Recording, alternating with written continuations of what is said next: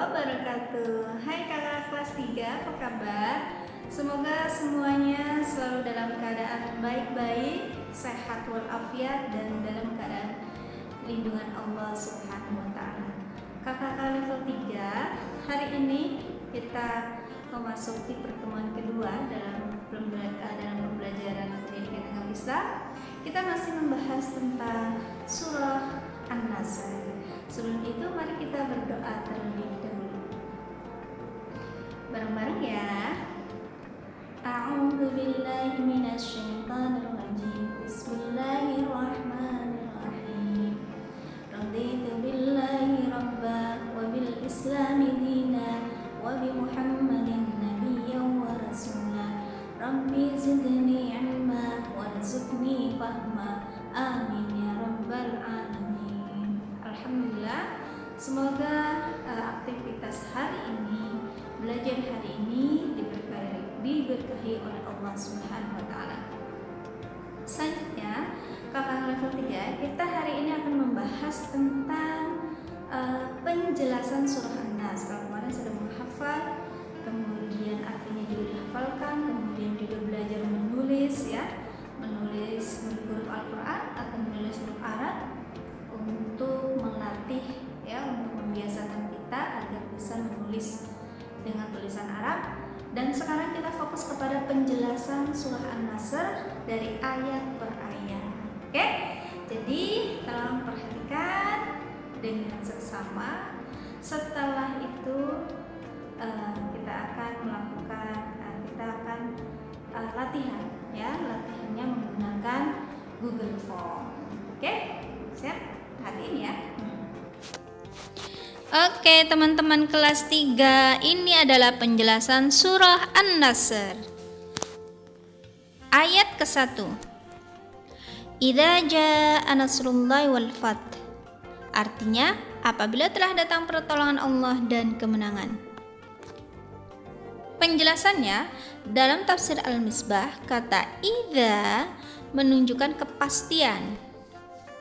Berarti ayat ini menjelaskan bahwa pertolongan Allah pasti akan datang. Al-Fat, kemudian kata Al-Fat yang di akhir ayat itu bermakna kemenangan. Boleh jadi juga bermakna terbukanya orang musyrik setelah tertutup dari ajaran Islam. Kita lihat slide berikutnya. Nih, menurut Syekh Nawawi Al-Bantani, kata Al-Fat bermakna peristiwa Fathul Makkah. Dalam peristiwa ini, Nabi Muhammad SAW keluar dari Madinah menuju kota Makkah bersama kurang lebih 10.000 kaum muhajirin, Ansor, dan beberapa kelompok suku Arab. Keberangkatan ini membawa kemenangan bagi orang Islam atas orang-orang musyrik Mekah. Nah, itu ayat yang pertama.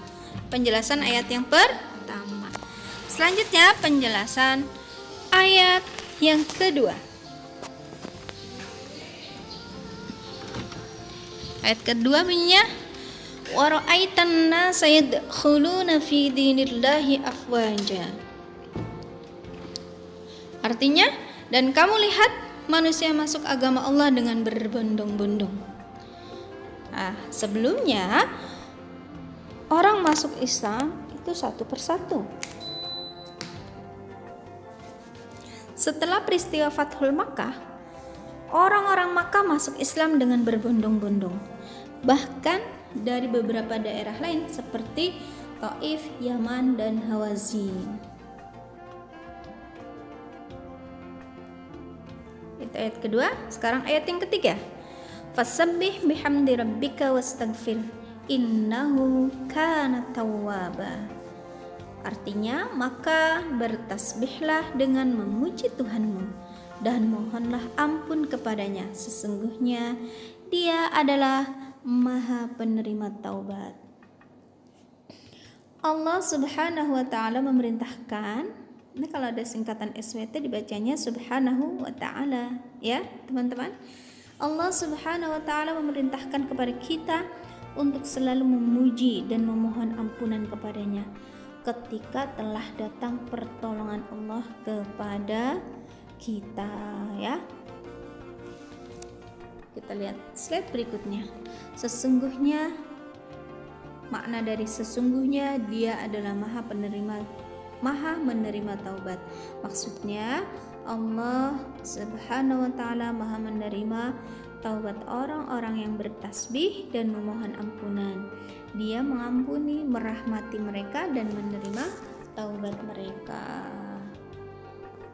Nah, makna kemenangan yang sudah dijelaskan tadi memiliki makna lain. Nah, selain yang sudah dijelaskan tadi, makna kemenangan terdapat pengertian lain, yaitu sebagai tanda mengenai akan datangnya ajal Rasulullah SAW yang sudah dekat. Allah Subhanahu wa ta'ala memerintahkan Nabi SAW untuk mengucapkan pujian dan istighfar sebagai tanda usia beliau yang akan berakhir. Hal ini sebagai contoh untuk menutup usia dengan amalan yang baik. Imam Muslim meriwayatkan dari Aisyah, ia berkata, sebelum wafat Rasulullah SAW memperbanyak ucapan subhanaka wa bihamdika astaghfiruka wa atubu ilaik. Nah, jadi tadi tasbih, tahmid dan istighfar itu sudah ada di ucapan ini, ya. Subhanaka wa bihamdika astaghfiruka wa atubu ilaik. Kita sering ya mengucapkan ini ketika menutup pembelajaran telah selesai, ya kan?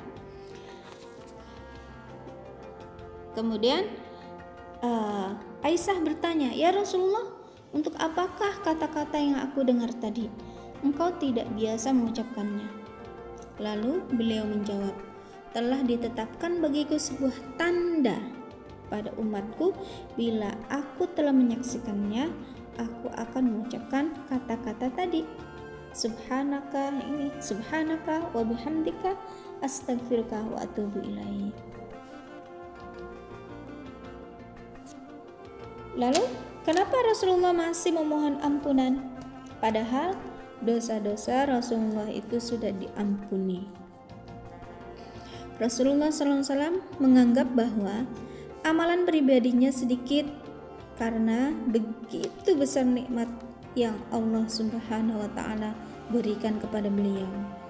Jadi Rasulullah merasa masih kekurangan dalam menjalankan ibadah kepada Allah Subhanahu wa ta'ala, ya, dibandingkan dengan besarnya nikmat yang Allah berikan. Jadi sebagai tanda terima kasih terhadap pemberian yang banyak itu, Rasulullah memperbanyak ibadah, ya.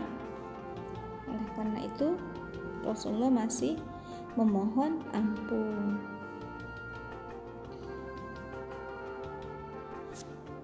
Nih, maksud dari permohonan ampunan Rasulullah SAW. 1. Memintakan ampunan bagi umatnya. 2. Istighfar.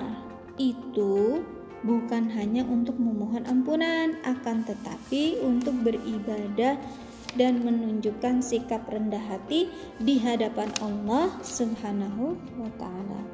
3. Untuk mengingatkan umat beliau agar jangan merasa aman dari dosa sehingga meninggalkan istighfar. Jadi kita harus beristighfar setiap saat, ya. Lafaz istighfar astaghfirullahaladzim. Kalau lafaz tasbih subhanallah. Kalau tahmid alhamdulillah. Seperti itu, ya. Kita harus bersyukur ketika memperoleh keberhasilan, ucapkan alhamdulillah, itu tanda kita bersyukur.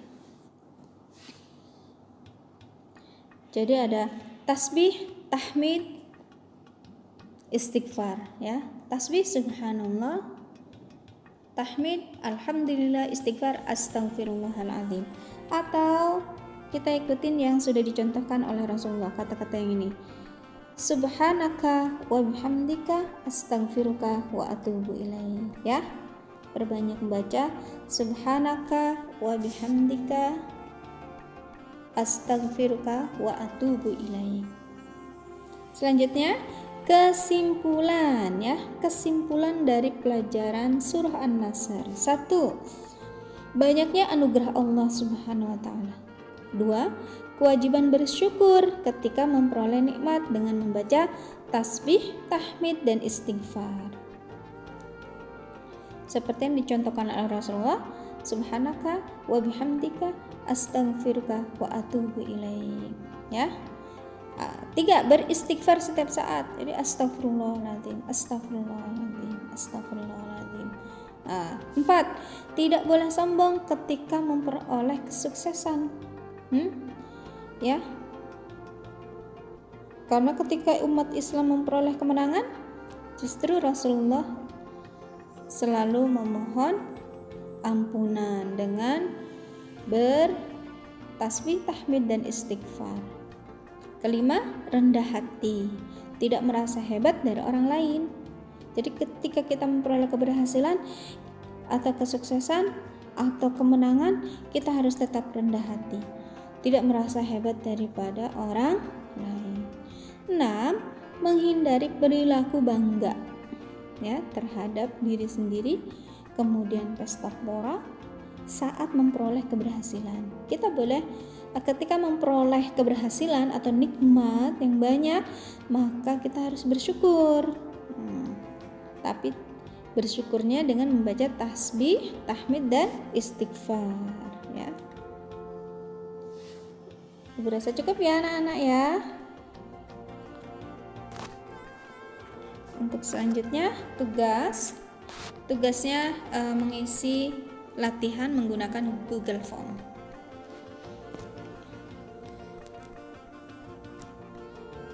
Demikian penjelasan dari Ibu. Kalian bisa membaca materi ini ya di buku paket PAI. Silakan dibuka kemudian dibaca-baca untuk menambah pemahaman kalian tentang penjelasan surah An-Nasr. Sudah ya? Sudah selesai ya. Mudah bukan? Materinya dan latihannya. Kita masih bisa ketemu di pekan berikutnya ya. Ibu rasa cukup sampai di sini. Akhir kalam, assalamualaikum warahmatullahi wabarakatuh. Tetap semangat.